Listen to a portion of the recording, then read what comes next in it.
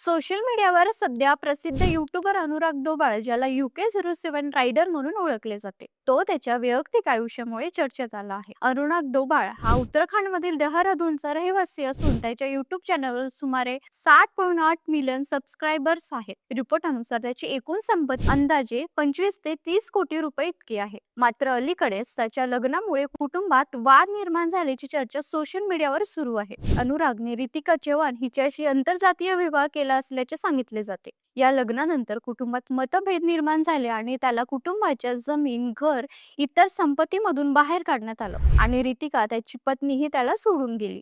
या प्रकरणामुळे सोशल मीडियावर मोठी चर्चा रंगली असून अनेक जण अनुरागला पाठिंबा देत आहेत, तर काही जण विरोधात प्रतिक्रिया देताना दिसत आहेत. मात्र या सर्व चर्चा दरम्यान अनुराग डोबाळने आपल्या व्हिडिओ आणि सोशल मीडिया पोस्टमधून आपल्या आयुष्यातील अडचणी आणि भावना शेअर केल्या आहेत. त्यामुळे सध्या त्याची ही गोष्ट इंटरनेटवर मोठ्या प्रमाणात व्हायरल होत आहे.